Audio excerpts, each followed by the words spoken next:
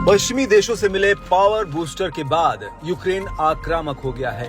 इससे बौखलाए रूस को अब उसके दोस्त नॉर्थ कोरिया ने खुले समर्थन का ऐलान कर दिया है। अब तक जेलेंस्की जिस बात का अंदेशा जताते हुए डरे हुए थे, अब वो सच साबित हो रहा है। जी हाँ, नॉर्थ कोरिया के तानाशाह किम जोंग ने ऐलान किया है कि वो यूक्रेन के खिलाफ अपने हथियार ही नहीं बल्कि अपने सैनिकों को भेज रहे हैं। इस युद्ध में हुए एक नए खिलाड़ी की एंट्री के बाद से यूक्रेन और अमेरिका दोनों ही काफी चिंतित हैं।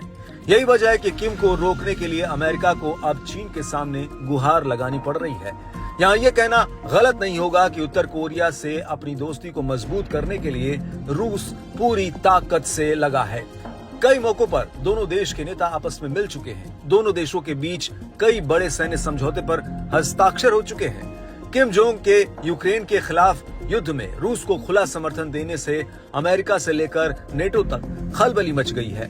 उत्तर कोरिया पर इससे पहले अपने 10,000 सैनिकों को रूस के समर्थन में युद्ध लड़ने के लिए यूक्रेन भेजने का आरोप था। साथ ही रूस को हथियार सप्लाई करने का भी आरोप है। बता दें कि रूस के रक्षा मंत्री इन दिनों उत्तर कोरिया में ही हैं।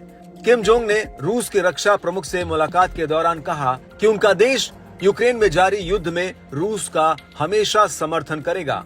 उत्तर कोरिया की आधिकारिक समाचार agency Korean central news agency यानी कि KCNA ने 30 नवंबर को इस बैठक की जानकारी शेयर की।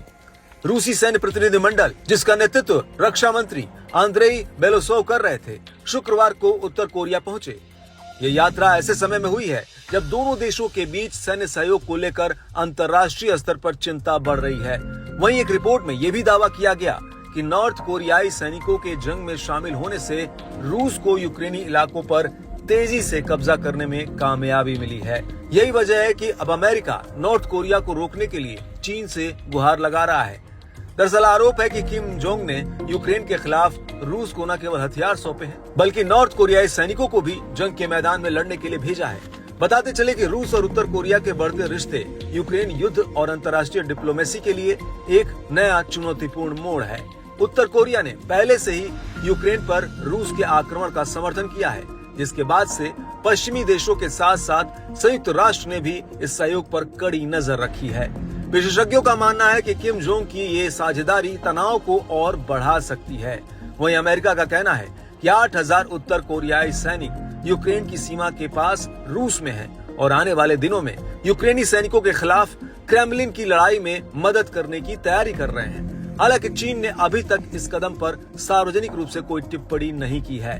खैर, अब देखने वाली बात ये होगी कि किम जोंग उनकी मदद से रूस क्या अब दोगुनी ताकत से लड़ाई लड़ेगा, क्योंकि उत्तर कोरिया पर रूस को हथियार प्रणाली, मिसाइल और अन्य सैन्य उपकरणों को भेजने का भी आरोप है, जो रूसी राष्ट्रपति पुतिन को लगभग 3 साल से जारी युद्ध को और आगे बढ़ाने में मदद कर सकता है, जिससे यूक्रेनी राष्ट्रपति जेलेंस्की की टेंशन पहले से कहीं ज्यादा बढ़ सकती है।